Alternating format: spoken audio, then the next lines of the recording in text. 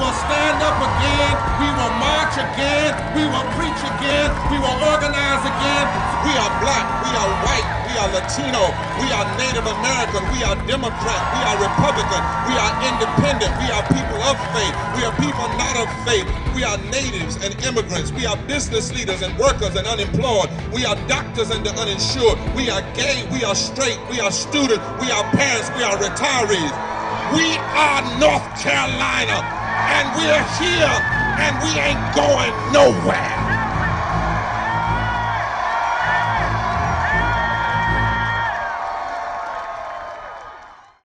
So I want to do one thing tonight, because there's a lady that gave me an experience that I'd never had in my life in all my days of preaching. And that was when a young lady interrupted me when I was here the last time. I never had that happen during the sermon. It was quite an experience. She came up and took the mic from me, told me how her family was 9 generations Republican, and yet how upset she was with what was going on. In fact, I remember specifically, I was saying that the people in our General Assembly ought to be ashamed of calling themselves Republican, because it's an insult to good Republicans. You know, Abraham Lincoln was a Republican. He was for voting rights and justice. Teddy Roosevelt was a Republican, and he was for labor rights, minimum and living wages, environmental protection, and public education and health care. Eisenhower was a Republican. He said he put more money in public education than any other president before him. What you have in Raleigh are a bunch of extremists who have hijacked the Republican Party. All Democrats ain't doing what they're supposed to do. Don't y'all ever forget that. Now, we started the HK on J coalition marching on Raleigh when Democrats were in office. Yeah. So the NAACP has no permanent friends, no permanent enemies, only permanent interests. And so we're having to wake up the consciousness. It's not so much Democrat versus Republican or liberal versus conservative. This moral movement is about what's right and what's wrong. Yeah. We've had to criticize some black folk as far as that's concerned, because just because you black and running doesn't mean you for black and doesn't mean you for justice. A lot of times I have to ask, what have you done lately besides get a title? That's why we got these report cards. These report cards, I'm going to show you in a minute, tell on everybody.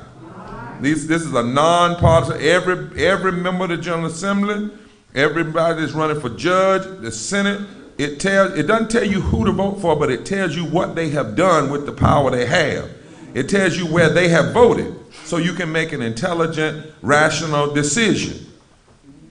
Because you need an independent struggle, political power base that holds everybody accountable based on our deepest moral values and our deepest constitutional values. And when we can be of that kind of fusion, my friends, that's when we can really have power. When nobody can take us for granted. So I want to ask Sister Brady if she'd come up. She's a young lady, somewhat a little bit over 20, and just make a comment or two about, from her perspective, why we all should be voting. Since she interrupted me last time, I'm going to interrupt her this time. I'm returning the favor, Brother President. She's just going to take a couple of minutes. Would you all welcome her?